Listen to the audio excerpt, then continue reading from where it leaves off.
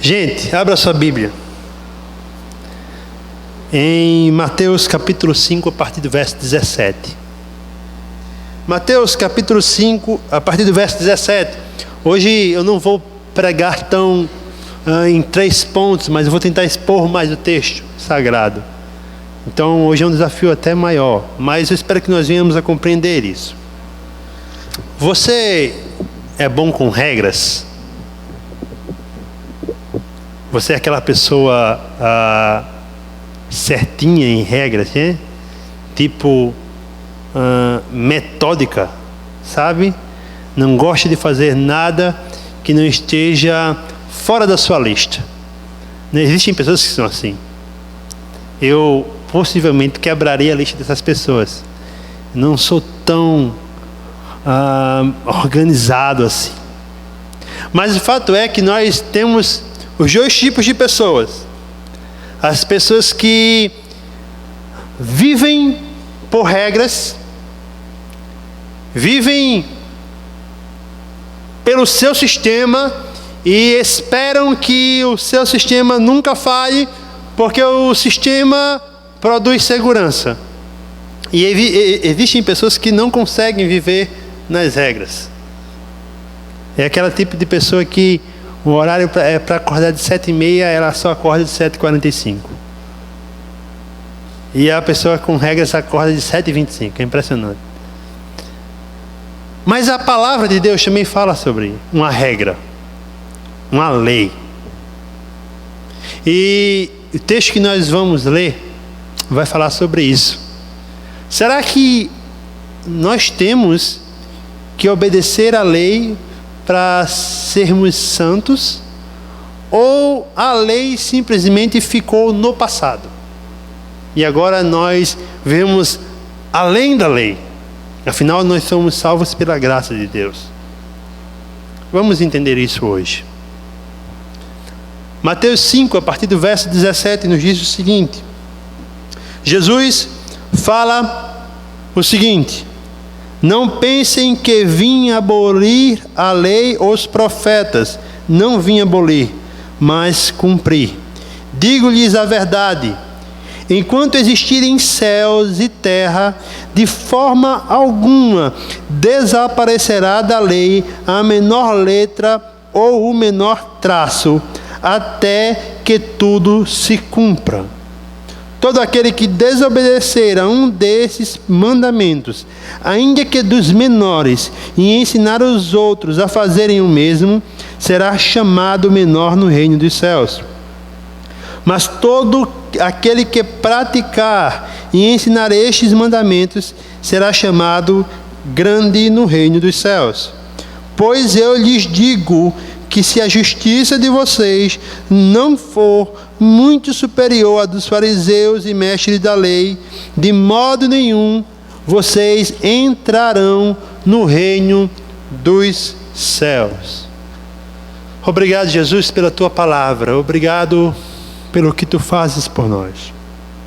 Ajuda-nos nessa noite a entender o que tu queres de nós, Senhor, quanto ao teu povo. Obrigado pelo teu evangelho. Torna-nos mais santos a cada dia. Em nome de Jesus, teu Filho. Amém. Jesus está ministrando o Sermão do Monte. E por que é chamado de Sermão do Monte ou Sermão da Montanha? A ideia é que Jesus foi realmente a um lugar mais alto e começou a pregar para aqueles que os seguiam.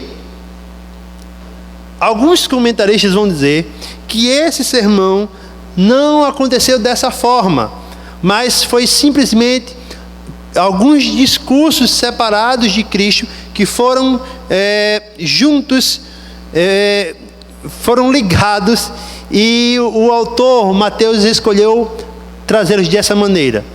Mas eu estou com os mais tradicionais, que acreditam realmente que tudo o que Jesus falou aqui foi um dado momento de sua vida para os seus seguidores.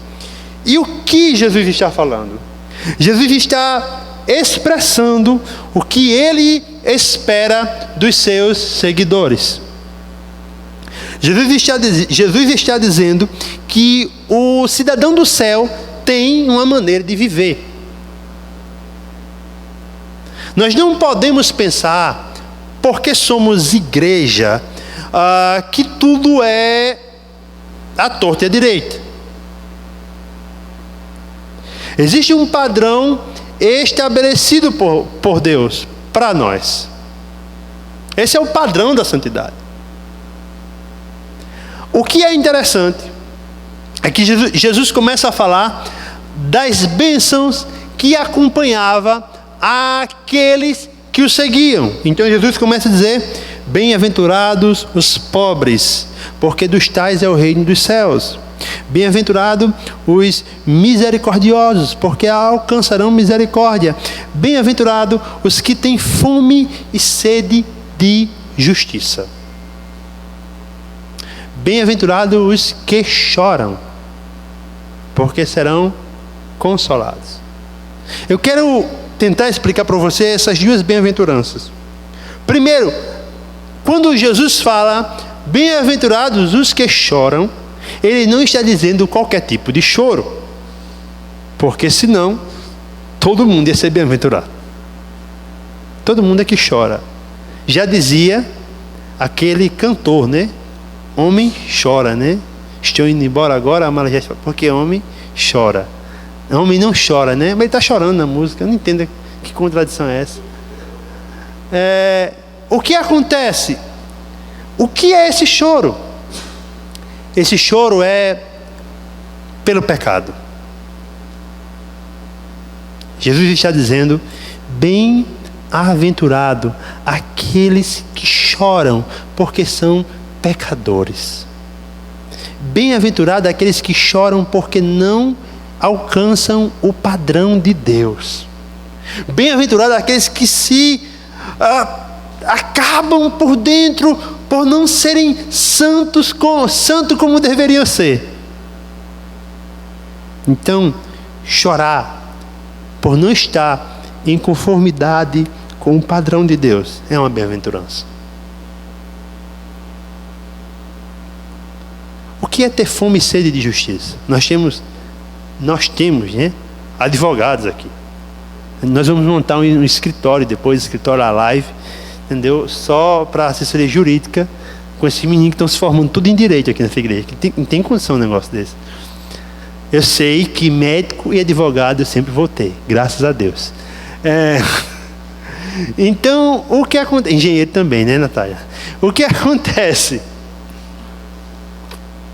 Não é simplesmente assistir um jornal e ficar indignado com a brutalidade do mundo.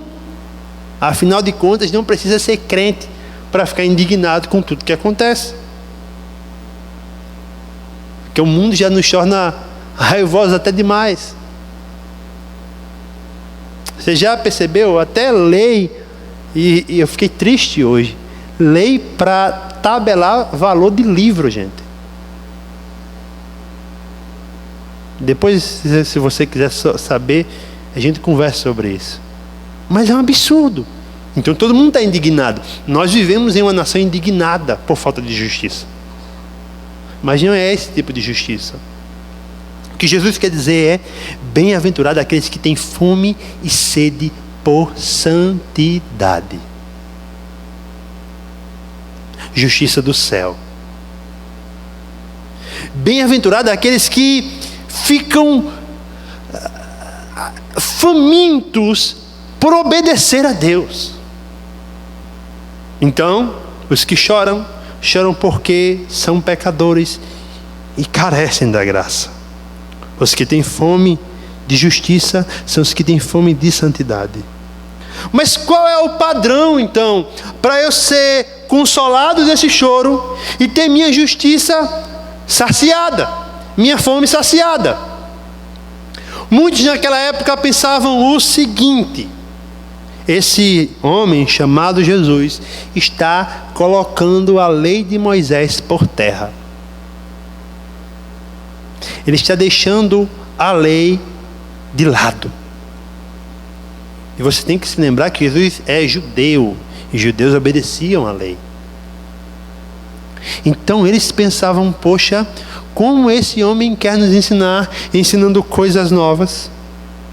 E é agora que chegamos ao nosso texto. O que Jesus pensa sobre a lei? O que nós devemos pensar sobre a lei quanto à nossa vida? Você já se perguntou se deve obedecer aos 10 mandamentos? Aos 10 mandamentos. Não são 9, são 10. Inclusive, se Cristo nos abençoar, quem sabe ano que vem uma série sobre os 10 mandamentos. Seria ótimo. Mas você já se perguntou por isso? Será que eu devo obedecer aos 10 mandamentos? Será que eu devo olhar para o Antigo Testamento e considerar alguma coisa dali? Ou deixa o antigo de lado e vamos viver o novo? O que Cristo vai nos dizer? Bem, em primeiro lugar, Cristo vai nos dizer que Ele próprio obedeceu aos 10 mandamentos. Ele não só obedece, mas Ele cumpre. Acompanhe comigo o versículo 17 e 18, novamente. Não pensem que vim abolir a lei ou os profetas. Não vim abolir, mas cumprir. Digo-lhes a verdade. Enquanto existirem céus e terra, de forma alguma desaparecerá da lei a menor letra ou menor traço, até que tudo se cumpra. Jesus começa a falar para aquelas pessoas. E ele deixa claro o seguinte: eu não estou aqui para anular nenhuma lei de Moisés. Então tudo o que Moisés falou, tudo o que Moisés disse, continua valendo. Então os 10 mandamentos, os outros mandamentos que você vai encontrar no Antigo Testamento, ainda está valendo para hoje.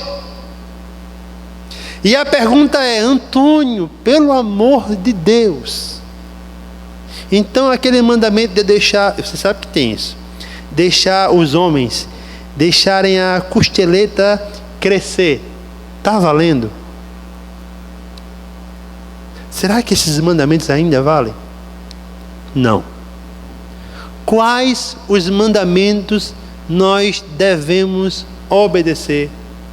A lei moral de Deus. Toda a lei cerimonial, toda a lei festiva foi cumprida em Cristo Jesus. Ele é o cumprimento dessa lei. Todas aquelas festas serviam eram tipos de Cristo. Elas apontavam para o que estava para vir. Então, quando Cristo vem à terra, Ele cumpre esses mandamentos, essas leis cerimoniais. Mas toda a lei moral deve ser obedecida. Cristo está dizendo que Ele não só obedece, mas Ele é o cumprimento dessa lei. E é interessante você notar que Ele diz: não pensem que eu vim. Jesus já tinha a consciência que sua missão era cumprir a lei de Deus aqui na terra. Ele tinha que ser perfeito. E o grau de perfeição que Deus exige está na lei de Deus. Se alguém quer ser perfeito, deve observar todos os mandamentos e não falhar em nenhum. É o que Cristo fez. Foi o que Cristo fez. Ele é o cumprimento dessa lei. Ele é o cumprimento da lei moral. Ele é o cumprimento da lei cerimonial. Mas Ele também não deixa tudo para trás. Ele tem consciência da validade do Antigo no Novo Testamento. Como nós devemos então entender o Antigo Testamento? Todo mundo aqui tem quarto, ou dorme em um quarto, ou tem sala, ou tem uma lâmpada na sua casa, pelo amor de Deus. Se você não acende a luz, certo? Mas abre um pouco a porta, o que é que vai acontecer se tiver luz lá fora, né? Aquela porta vai clarear parte da sala, certo? Não vai clarear a sala toda, ok? Esse é o Antigo Testamento. A revelação de Deus está clareando parte da sala. Quando Cristo vem à Terra, Ele clareia toda a sala. Acende-se a luz. E nós contemplamos toda a revelação de Deus. Cristo é o cumprimento dessa lei. Cristo é o cumprimento da revelação de Deus. Se Ele nos manda obedecer a lei, e se Ele não está abolindo a lei, o que ele então está fazendo? Ele está interpretando corretamente a lei de Deus. E o que ele vem dizer é: não pensem, de forma alguma pensem isso, que um iode ou um traço será apagado da lei até que se cumpra. Você vai, em algumas traduções, contar nem um J nem um tio, não é? Mas por que eu falei a questão do iode e a questão do traço? Porque são duas letras no alfabeto hebraico. O iode é a menor letra do alfabeto. E o crave, se eu não me engano, é um traço. Aí você pode perguntar: por que um traço, Antônio, tão importante no hebraico? Se você tirar esse traço de uma palavra, a palavra muda. Ela vira outra palavra. Então o que acontece? As pessoas poderiam pensar que poderiam tirar alguma coisa da lei. Mas o que Jesus está dizendo é: nada vai mudar até que tudo se cumpra. Então nós, como crentes em Cristo, devemos entender perfeitamente o que é santidade. Santidade não é só um estado pleno que nós alcançamos na nossa conversão, quando Deus ali nos torna santos. Mas a santidade vem com a santificação, a santidade diária, a batalha constante. Por isso, eu e você temos que observar muito bem o padrão que Deus colocou para nós. O padrão que Deus deixou para cada um de nós. Mas eu quero dizer uma coisa triste para você. Você não vai conseguir obedecer toda a lei. Você vai fracassar. Eu vou fracassar. Todos aqui fracassarão. Eu, você, escolheremos outros caminhos. Nós não amaremos a Deus constantemente. Nós não vamos acordar todo dia. Eu quando era pentecostal, a gente dizia cuspindo fogo, é o dragão, pronto. Cuspindo fogo todas as manhãs. Existirão dias que você vai cantar o novo cântico chorando. Vai escutar essas músicas que as meninas cantam aqui, vai chorar. Ele vai dizer, traga-me para mais perto, traga-me para mais perto, e vai chorar, e vai dizer, meu Deus, como é bom. Mas existirão dias que você vai dizer, eu quero estar longe. Pelo amor de Deus, que peso é a santidade. Quantas escolhas eu tenho que fazer. Como é difícil ser santo. Como é mais fácil pecar. Para quem nós devemos olhar? Para aquele que cumpriu a lei. Quando você se sentir em pedaços, olhe para Cristo. Porque o que deve confortar eu e você é que Deus não cobrará de nós a justiça que a lei pedia. E Ele não vai dizer, Antônio, João Vitor, eu quero que você seja esse homem. E agora, porque você não foi, você está condenado. Nós estaríamos completamente perdidos se fôssemos depender da nossa própria justiça. Eu e você estaríamos condenados ao inferno se amanhã nós fôssemos depender da nossa própria justiça. Mas nós estamos, e essa, me perdoe, mas essa é uma das expressões que eu mais amo na Bíblia Sagrada, e talvez seja a que eu mais repita: nós estamos em Cristo.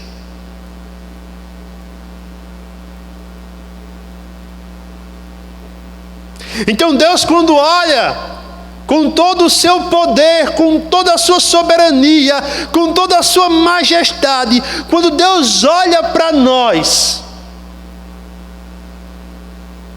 Ele enxerga a justiça de Cristo. De tal forma, e essa justiça é tão poderosa, maravilhosa, graciosa, que quando Deus olha para você, para Ele você está cumprindo toda a lei. Não porque você cumpre, mas porque Cristo cumpriu a lei por cada um de nós.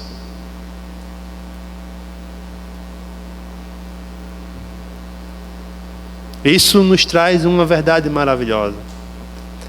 Amanhã o amor de Deus não mudará.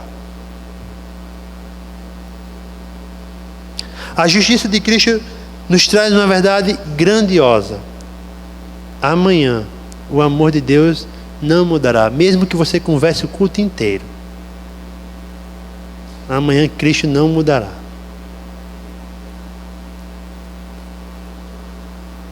Isso deve confortar o nosso coração.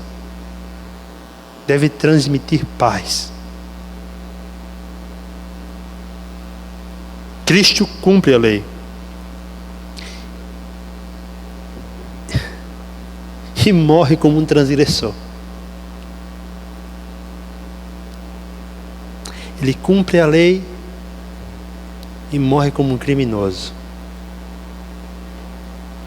para que eu e você tivéssemos sobre nós a justiça de Cristo. Quando o pecado, e o pecado tem essa particularidade, quando o diabo, e o diabo é o acusador, disser aos teus ouvidos: você não é justo o suficiente, você é um pecador, acabou para você. Não olhe para o diabo, não olhe para o pecado, olhe para Cristo. Porque em amor Ele diz: não acabou, meu filho, eu perdoo você. Minha justiça em você é ilimitada.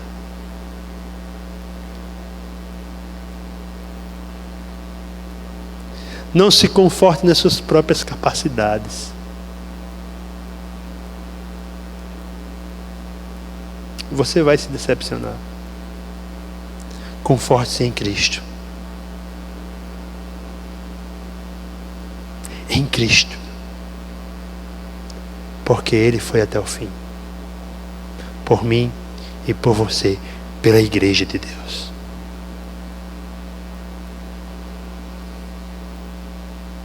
Agora isso, compreendido de uma forma errada, pode levar ao antinomismo, que é aquelas pessoas que não obedecem ou desprezam a lei. Pensam que a graça é suficiente, que não precisam obedecer mais nada. Aí Cristo dá o remédio. Ele continua a partir do verso 19.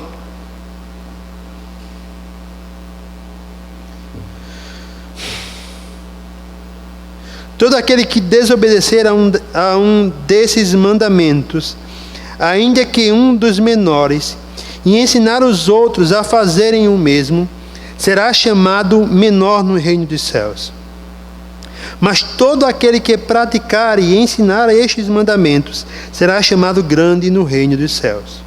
Pois eu lhes digo, que se a justiça de vocês não for muito superior à dos fariseus e mestres da lei, de modo nenhum entrarão no reino dos céus.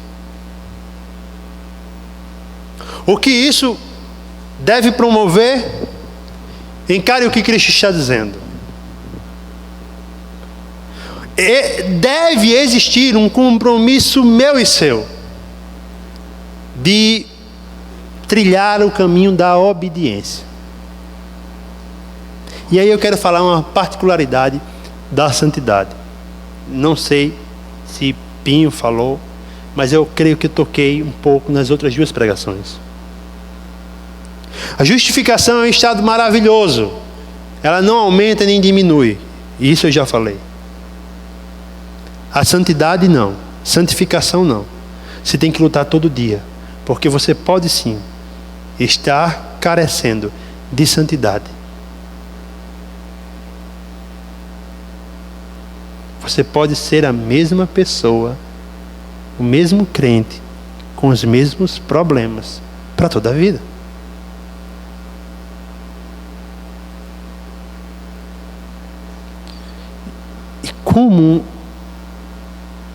E qual é o caminho da santidade? É o da batalha diária. Existe até um vídeo de John Piper chamado Guerra. E aquele vídeo vai trazer a importância de lutar dia a dia contra a lascívia, contra a pornografia. Mas eu quero transmitir e aumentar a ideia desse livro, desse vídeo. Você tem uma guerra diária, uma batalha diária para ser santo.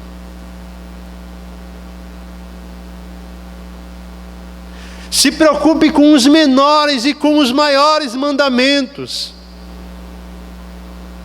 Não fique fora de si. Jesus está falando para uma multidão de pessoas que eram ensinadas da forma errada. Os mestres daquele povo traziam um compromisso com a lei apenas no exterior. Era daqui para fora. Sabe? Era se eu não matasse alguém. Era se eu não adulterasse, me deitasse com a mulher do outro. Era se eu jurasse e não colocasse o nome de Deus. Era se eu amasse o meu próximo, mas tivesse o direito de odiar aquele meu inimigo.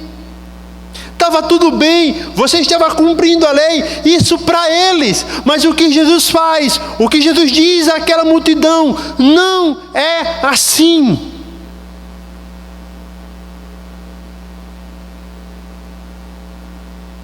Ele aprofunda o relacionamento com Deus quando diz: Deus quer que comece de dentro. Não é de fora para dentro, é de dentro para fora. Você quer encarar isso? Jesus vai dizer, os olhos são a candeia do corpo. Se os seus olhos estiverem maus, todo o teu corpo será mau. Mas a grande verdade é, quando o coração está podre, nós só olhamos para as coisas erradas. O que Jesus está dizendo? Considerem o fato que Deus quer transformar o coração de cada um que me segue. Então você não pode ser a mesma pessoa. Pelo amor de Cristo, você não pode ser a mesma pessoa. O que Ele espera é que você cresça em amor a Deus.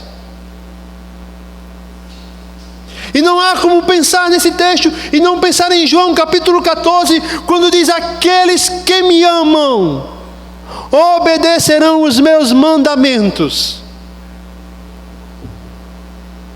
Foi o que nós cantamos ainda há pouco.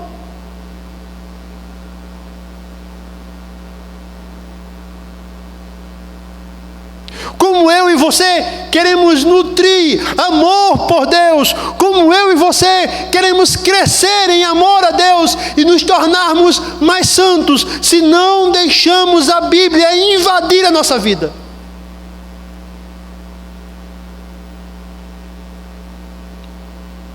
Nós somos a geração das concessões. Uma pequena mentira vale. Ser corrupto um pouco vale.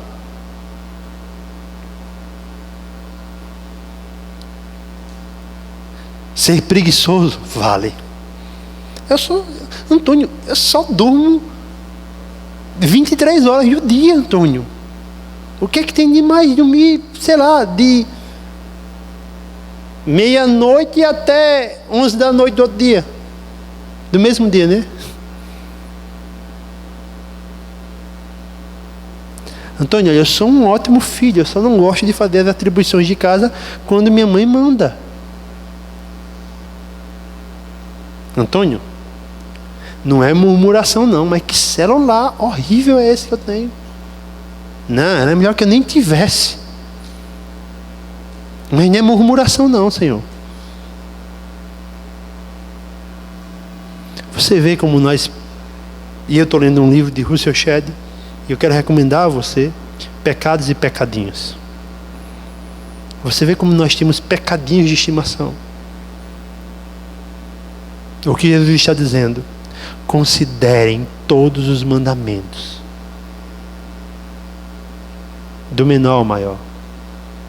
Considerem tudo o que eu falei, mas considerem tudo o que está escrito. E é interessante, e pegando um desses textos, já que eu não vou pregar mais sobre o Sermão do Monte nessa série, só para pegarmos um exemplo. Quando ele diz, não, vocês viram o que foi dito, não matarás. O que é que as pessoas faziam? Elas odiavam as outras. Não matavam, mas odiavam. O que é que Cristo quer? Se você odiar alguém em seu coração, você é um homicida, um assassino.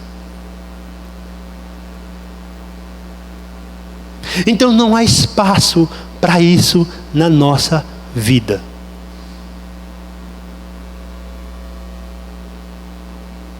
Tinha um amigo meu que dizia o seguinte: crente tem que ser frouxo e besta. Parece meio estranho, não é? Mas nós temos que perder mais. Perder mais. E ser cada vez menos donos de nossa própria vida. Isso que o mundo chama de ser frouxo e besta, Jesus nos traz como nova vida.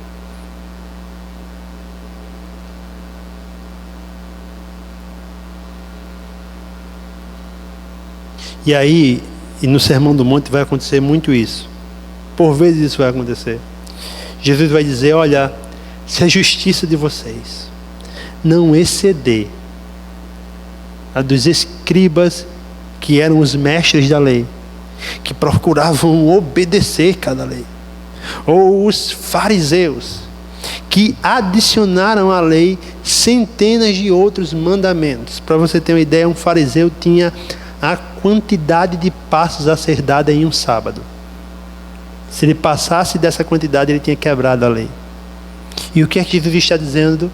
Se vocês não excederem os escribas e os fariseus, vocês não entrarão no reino dos céus.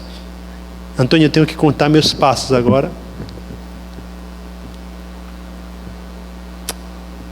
Eu queria trazer essa verdade, eu creio que sim. Mas não é contar a distância, mas é contar para onde você vai. Aqueles homens levaram tudo para o exterior, para fora. Jesus está dizendo: não, é o coração. E como a nossa justiça excede a deles? John Stott vai dizer no seu comentário, um dos melhores que eu já li sobre o Sermão do Monte, é que a justiça, enquanto a justiça deles era externa, voltada aos seus próprios interesses e à glorificação do seu próprio nome, a justiça do crente é interna. É o coração. E aí, tem 2 textos em Ezequiel e outro em Jeremias que vão dizer justamente isso. Enquanto aqueles homens escreveram a lei nos seus papéis, Deus diz a Jeremias: eu vou escrever a minha lei nos corações de cada um. A lei de Deus está gravada no coração daquele que serve a Deus. E Ezequiel vai dizer: eu vou tirar o coração de pedra de vocês e vou colocar um de carne, e nele estarão gravados os meus mandamentos. O que Deus está fazendo é marcando propriedade em nós. Deus está colocando em nós um selo, dizendo: vocês são meus, até mesmo o coração. Se eu falei que o abandono da lei é antinomismo, viver pela lei é ser hipócrita. Porque, como eu falei, nenhum de vocês irá cumprir toda a lei. Nem eu, nem nenhum de vocês. Então, Antônio, por que nós temos que obedecer à lei? Não é por autojustiça, é por gratidão. Aqueles homens obedeciam para serem justificados. Nós já fomos justificados em Cristo, como eu já falei. Por isso nós obedecemos. Nós obedecemos porque fomos constrangidos pelo amor de Cristo a obedecê-lo. Então obedecer não é um peso, não é uma mala que nós carregamos, não é um fardo. Não é. E glória a Deus por isso. Obedecer é prazer.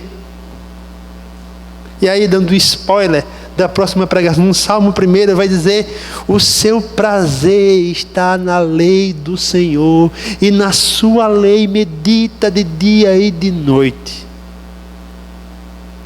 Ou no Salmo 119, quando ele vai dizer: como purificará o jovem o seu caminho? Obedecendo a tua palavra, ó Senhor.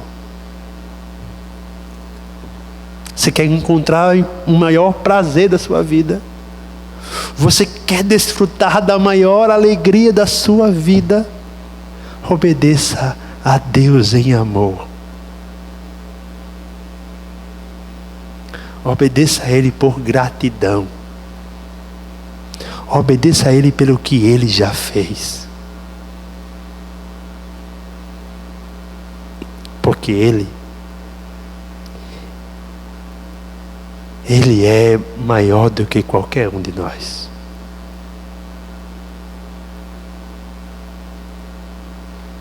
Você se sente um fracassado? Eu clamo a você nessa noite a chorar pelo seu pecado. Você está com fome, mas não é de um hambúrguer do Burger King. É uma fome que não para. Eu clamo a você que sacie sua fome de justiça sendo santo. Eu clamo a você eu clamo para que você encontre o caminho da santidade.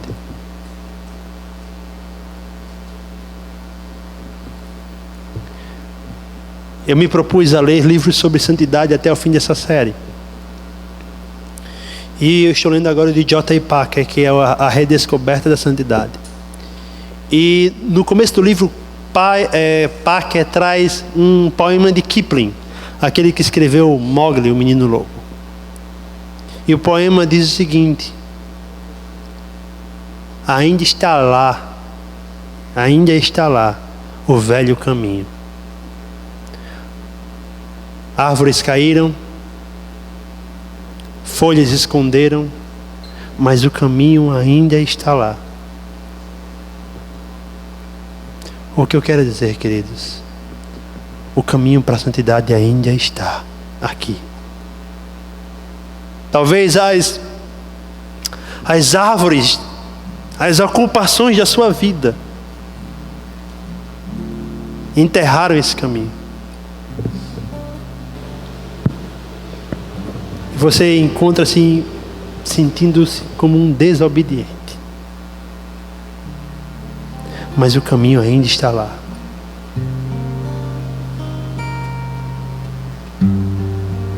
Eu e você não podemos desobstruí-lo. Mas Cristo faz isso por nós. Por isso, hoje, se você quer voltar a este caminho, peça a Ele. Peça a Ele. Ele abrirá os caminhos novamente. Vamos adorar a Deus.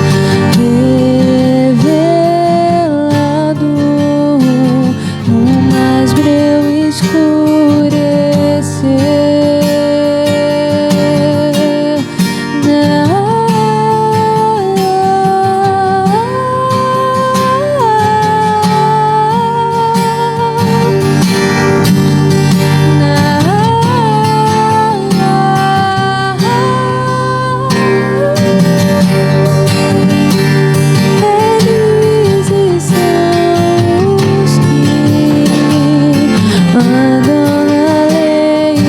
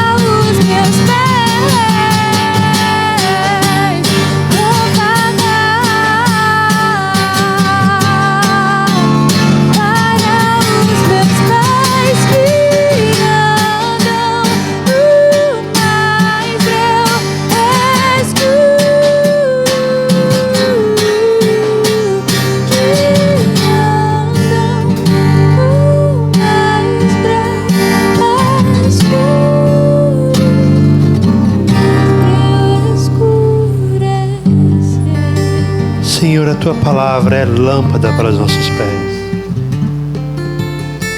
Mas, por vezes, nós fechamos os olhos. Queremos nos tornar cegos a tua lâmpada, a quem tu és.